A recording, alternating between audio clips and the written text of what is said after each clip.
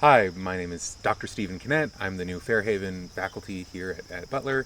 I'm going to be teaching math, science, humanities, Dungeons and Dragons, a whole host of things.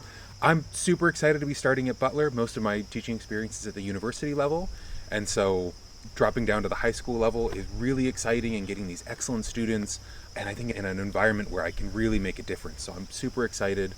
All of my experience doing research, going through school, has been really focusing on interdisciplinary research. So thinking about math, science, history, philosophy, and integrating all of those together. And so I'm super passionate about, one, thinking about those myself, but then sharing that with the students. And so since I have such an appreciable proportion of the curriculum under my belt, really looking forward to being able to make ties between different subjects, give students the tools to really be able to apply their knowledge in new and diverse settings. So really excited to work with the students, see what they're capable of, maybe push them in ways that they haven't been pushed before. And yeah, just super excited to meet everybody and be part of this community.